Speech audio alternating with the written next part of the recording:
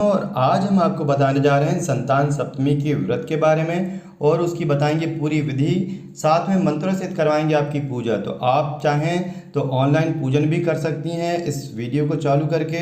तो सबसे पहले हम जानेंगे कि संतान सप्तमी का व्रत क्यों किया जाता है और कब करना चाहिए। तो संतान सप्तमी व्रत जो है, त्योहारों में संतान सप्तमी को एक बहुत ही महत्वपूर्ण व्रत बताया है और इसे हर माँ के लिए संतान प्राप्ति के लिए, उसकी तरक्की और लंबी उम्र के लिए करती हैं। तो जो कि किस प्रकार पूजन करेंगे, तो इस पूजन में गणेश जी का और भगवान शंकर माता पार्वती जी का पूजन किया जाता है। तो आप चाहें तो मिट्टी के भगवान शंकर माता पार्वती गणेश जी बना सकते हैं, या फिर आप चाहें तो उनकी तस्वीर रख सकते हैं। और यदि तस्वीर रखना भी मुश्किल हो रहा है आपके लिए, तो आप पान के पत्ते ले लें और पान के पत्ते पे, एक पत्ते पे शिव जी और दूसरे पत्ते पर पार्वती जी बना लें, यह नाम लिख लें और उस पर एक सिक्का सुपारी रख करके, और वहाँ पर जो इसमें विशेषकर अपने जो कड़ा होता है, चांदी का चूरा होता है, उसकी पूजन होती है। यदि चांदी का चूरा है तो वो रख लें, और यदि वो ना हो तो अंगूठी या कोई धातु की कोई आपका जो जेवर है उसको रख करके और उसकी पूजा कर सकते हैं। तो हम चलेंगे कि पूजा का विधान किस प्रकार है, किस प्रकार आप मंत्रों से भगवान की पूजा कर सकते हैं। तो चैनल को सब्सक्राइब जरूर कर लें, जिससे कि अपने शरीर पर जल संचर करके पवित्र कर लें। ओम अपवित्रा पवित्रो वा सर्वावस्थां गतोऽपि यः यस्मरेत पुंडरीकांक्षं सवाहयाभ्यंतरा शुचि पुंडरीकांक्ष पुनः। तो शुद्धिकरण के बाद हाथ में चावल लेकर के गणेश जी का, गौरी माता का ध्यान करें। हाथ में सब लोग चावल ले लें। हरि ओम गणनान्त्वा गणपति गंगवामहे स्पृणान्त्वा प्रियपति गंगवामहे निधिनान्त्वा निधिपति गंगवामहे बसो मम आहम जानी गिरतमात्मजासी गिरतम अम्बे अंबिकं बालिके नमान्यसी कश्नो सस्तस्य कुशभद्रिकां कां पीलवासिनीं श्री अम्बे अंबिकं बालिके नमान्यसी कश्नो सस्तस्य कुशभद्रिकां कां पीलवासिनीं श्री गणेशाम्बिकाभ्यां नमः। आवाहयामि स्थापयामि। गणेश गौरी के ऊपर चावल छोड़ दीजिए। इसके बाद फिर हाथ में चावल लेकर के कलश देवता का ध्यान करिए। श्री कलश देवताभ्यो नमः। ओम कलशस्व मुखे विष्णु कंठे रुद्र समाश्रिता मूले तत्र सुतो ब्रह्म मध्ये मातृगण स्मृतः कुक्षौ तु सागर सर्वे सप्तदीपा वसुंधरः ऋग्वेदो यजुर्वेदा सामवेदाथर्वणः अंगैश्च कलतं तु समाच तत्र गायत्री सावित्री पुष्टिकर तथा आयान्तु देवार्तं दुर्शयकार का। श्री कलश देवताभ्यो नमः। आसनार्थं समर्पयामि। कलश देवता के ऊपर सब लोग चावल छोड़ दें। इसके पश्चात नवग्रहों का ध्यान करें चावल लेकर के हाथ में। ओम ब्रह्मा मुरारी त्रिपुरांतकारी भानु ससे भौम शुद्धो बुधस्यो गुरु शुक्रा संराव कितवा सर्वे ग्रह शांति करावंतु आदित्यादि श्री नवग्रह देवताभ्यो नमः। आवाहयामि स्थापयामि। सब लोग नवग्रहों के ऊपर चावल छोड़ दें और इसके बाद में हाथ में चावल फूल लेकर के शंकर पार्वती जी का ध्यान करिए। हरि ओम नमः संभवाय च मयो भवाय च नमः शंकराय च मस्कराय च नमः शिवाय च शिवतराय च नमः। ओम भवानी शंकर दूताभ्यो नमः। आसनार्थक्षतान् समर्पयामि। आवाहयामि स्थापयामि। बोलिए शंकर भगवान की जय। अब सभी देवताओं का जल से स्नान कराएं। जल से स्नान कराना है। जिनके हाथों में पान ले लें या दूबा ले लें या फूल ले लें, उससे स्नान कराइए। शंकर पार्वती जी के सभी देवताओं के स्नान कराना है। सबके ऊपर जल छोड़ना है। ओम गंगा सिंधु सरस्वती च यमुना गोदावरी नर्मदा कावेरी सरयू महेंद्र तनया चरमणवती वेदिका क्षिप्रा वेत्रवती महासुर नदी ख्याता त्वया गंडके पूर्णा पूर्ण जले समुद्र शयताम कुर्यन्तु सदा मंगलम। श्री गणेशाम्बिकाभ्यां नमः। कृष्णवग्र दूताभ्यो नमः। भवानी शंकर दूताभ्यो नमः। इष्टानं समर्पयामि। स्नान के बाद दुग्ध स्नान करा दीजिए। दुग्ध स्नानं समर्पयामि। ओम पया पृथिव्या दिव्यंतरिक्षे पयोदः पयुषे शन्तु मह्यं दुग्ध स्नानं समर्पयामि। श्री श्याम सदा शिवाय नमः। दुग्ध स्नान के बाद जिनके पास यदि मान लो दही है तो दही से स्नान करा सकते हैं। ओम पंचनद्यः सरस्वतीमपि यन्ति सस्रोतसः सरस्वती तु पंचदा सोदेशे भवत सरतो पंचामृतं मया नीतं पयोदधि घृतं मधु शर्करा च समायुक्तं स्नानार्थं प्रतीक्तं पंचामृत स्नानं समर्पयामि। फिर शुद्ध जल से कराइए। शुद्धोदग्ध स्नानं समर्पयामि। ओम शुद्ध बाला सर्वशुद्ध बालो मणिबाला सासुना श्वेता श्वेतक्षो वरुणस्य कर्णयाम अवलिता रौद्रापूपार्जन्यः शुद्धोदगिलेशानं समर्पयामि श्रीशां समर्पयामि। थोड़ा सा कच्चा धागा हो तो कच्चा धागा चढ़ा सकते हैं, कुसुम धागा। ओम शीतवातोष्ण संतरणम लज्जाया रक्षणम परम देहलंकरण भस्मता शांतम प्रक्षम उपवस्त्रम समर्पयामि। जिन जिन के पास जनेऊ है भगवान शिव जी को जनेऊ चढ़ाइए। ओम यज्ञोपवीतम परमं पवित्रं प्रजापतिरत सहजं पुरस्सादो आयुष्यमग्रम प्रतिमुंच शुभ्रम यज्ञोपवीतम बलमासु तेजा यज्ञोपवीतम समर्पयामि। हाँ, जिन्होंने जनेऊ चढ़ा दिया है, अब जनेऊ के बाद भगवान को तिलक करना है। सब देवताओं को तिलक करना है, गणेश गौरी कलश नवग्रह जितने भी देवता हैं सबको तिलक करिए। चंदन चावल रोड़ी लगाइए, पहले चंदन लगाइए। ओम चंदनम खंडम दिव्याम गंडायतम सुमनोहरम विलेपनम सुरा श्रेष्ठ चंदनम प्रतिगृहीताम। ओम गंधद्वारादृशां नित्यपुष्णां करिष्णीं ईश्वरीं सर्वभूतानां तां विवेशनम गंधम समर्पयामि चंदनम समर्पयामि। श्री श्याम सदा शिवाय नमः भवानी शंकर दूताभ्यो नमः चंदनम समर्पयामि। चावल लगाइए।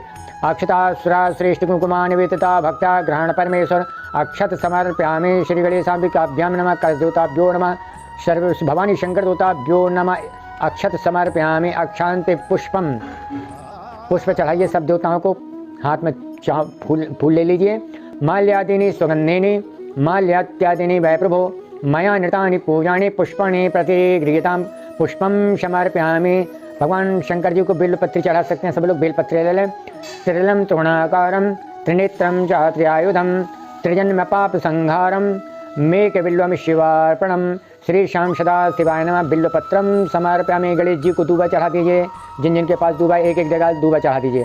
ओम कांडात कांडात प्रोहंते परुष्परे एवानो दूर्वे प्रतनुसहस्रेण सतेन च दूर्वां कुरान सुहृतान मृतान मंगल प्रदान अनिस्तांसा पूजार्थम ग्रहण गणनाय श्री गणेशाय नमः दूर्वां कुरान समर्पयामि। जिनके पास अगरबत्ती हो दो दो अगरबत्ती जला के लगा दीजिए। अगरबत्ती से धूप दे दीजिए जला करके।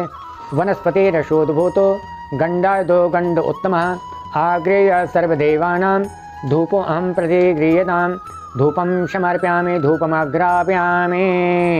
प्राणाय स्वाहा पानाय स्वाहा समनाय स्वाहा उदानाय स्वाहा व्यानाय स्वाहा मध्याचनम समर्पयामि उत्तरापुष्टम समर्पयामि। जल घुमा दीजिए थोड़ा सा। इसके बाद दीपक, घी का दीपक हो, जिनके पास आरती वाला दीपक हो एक घी का दीपक जला दीजिए।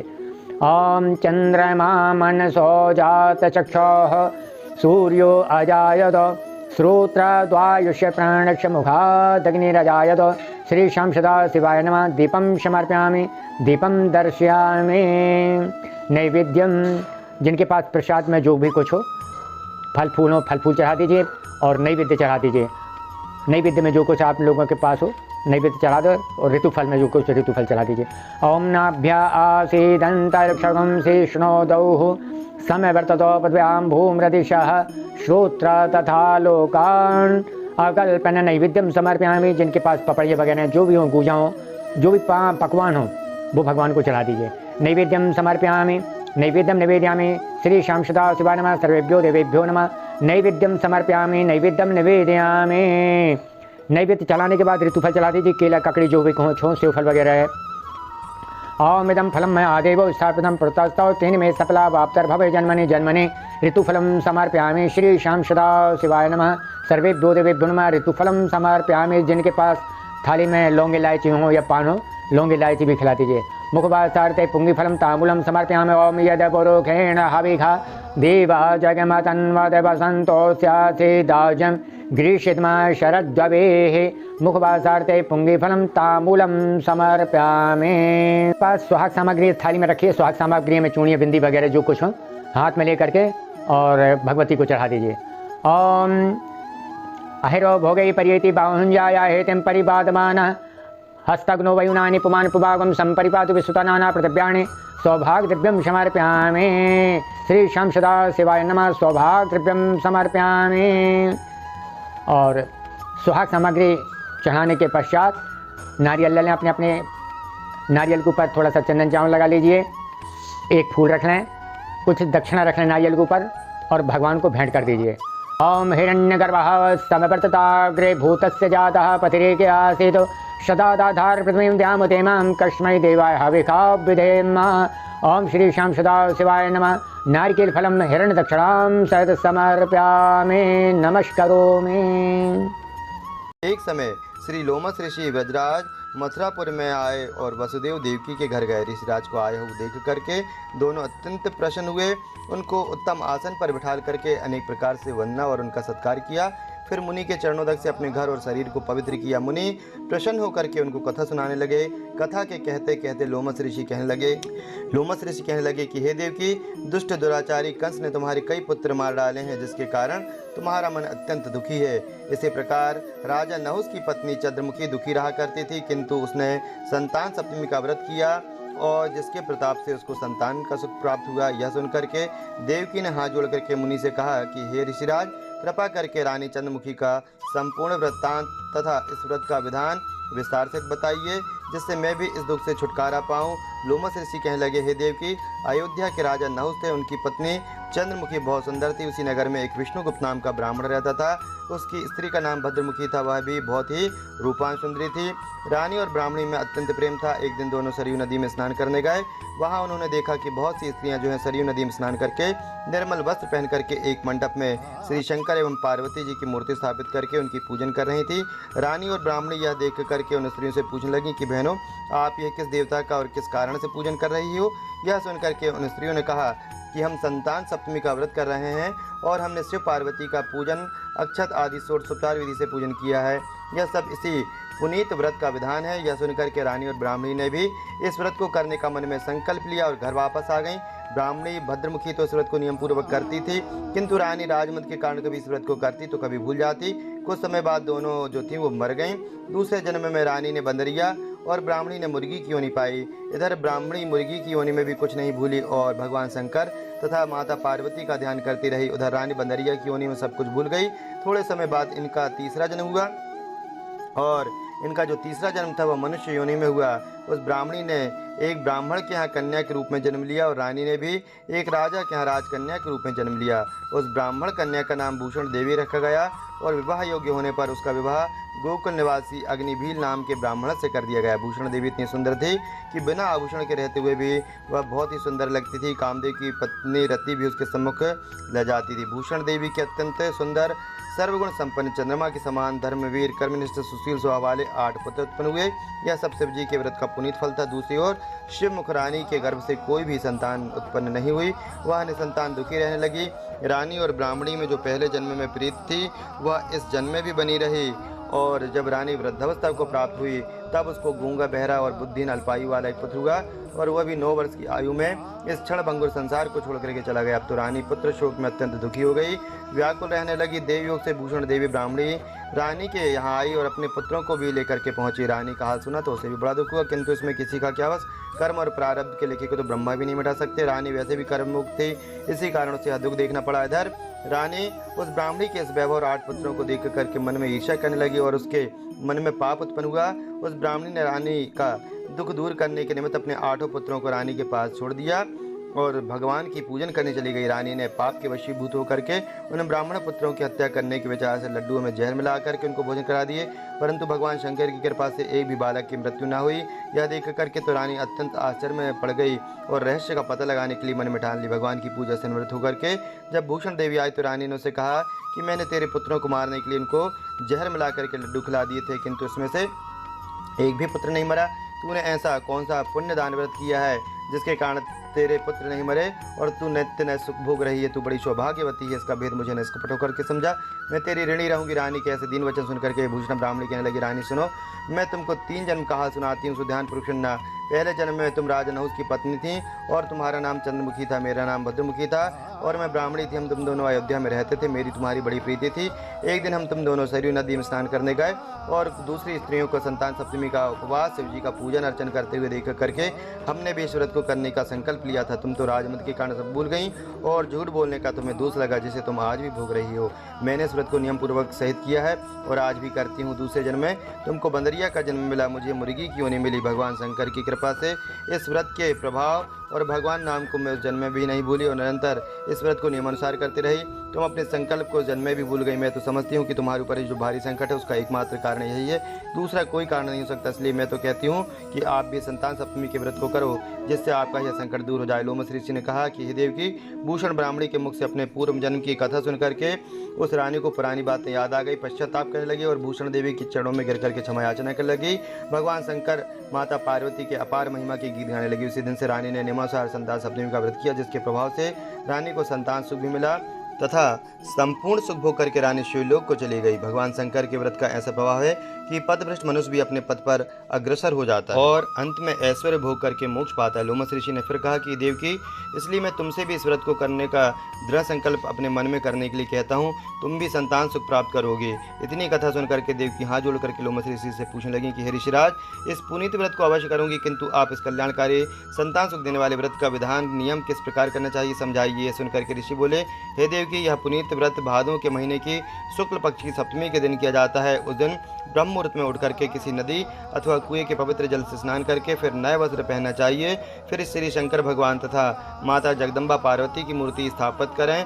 इन प्रतिमाओं के सम्मुख सोने चांदी के तारों का अथवा रेशम का एक घड़ा बनावें। उस घड़े में 7 गांठें लगानी चाहिए। इस घड़े की धूप दीप अष्टगंध से पूजन करें और फिर अपने हाथ में पहन लेना चाहिए और भगवान शंकर से अपनी कामना सफल होने के शुद्ध भाव से प्रार्थना करना चाहिए। उसके बाद 7 पुआ बना करके भगवान को भोग लगाना चाहिए। साथ ही पुआ एवं यथाशक्ति सोने और चांदी की एक अंगूठी बनवा करके इन सबको तांबे के पात्र में रख करके षोडशोपचार विधि से पूजन करके किसी सदाचार धर्मनिष्ठ कर्मनिष्ठ सत्यपात्र ब्राह्मण को दान में देना चाहिए। उसके बाद 7 पुआ स्वयं प्रसाद के रूप में ग्रहण करें। इस प्रकार इस व्रत का पारायण करना चाहिए। प्रति मास की शुक्ल पक्ष की सप्तमी के दिन इस व्रत को इस प्रकार नियम पूर्वक करने से समस्त पाप नष्ट होते हैं और भाग्यशाली संतान उत्पन्न होती है, अतः शिवलोक की भी प्राप्ति होती है। हे देवकी, मैंने तुमको संतान सप्तमी का व्रत संपूर्ण विधान से बदला दिया है। अब तुम उसे नियम पूर्वक करो, जिससे तुम्हें उत्तम संतान की प्राप्ति होगी। इतनी कथा कह करके भगवान आनंद कंद श्री कृष्ण कहने लगे कि धर्मतार युधिष्ठिर से कहते हैं कि हे युधिष्ठिर, इस प्रकार लोमस ऋषि हमारी माता को शिक्षा देकर के चले गए। ऋषि के कथनानुसार हमारी माता देवकी ने इस व्रत को नियमानुसार किया, जिसके प्रभाव से हम अर्थात भगवान श्री कृष्ण उत्पन्न हुए। यह व्रत विशेष रूप से स्त्रियों को तो कल्याणकारी है ही, परंतु पुरुषों को भी समान रूप से कल्याणदायक है। संतान सुख देने वाला, पापों को नाश करने वाला यह व्रत उत्तम है, जिसे स्वयं भी करें और दूसरों को भी करावें।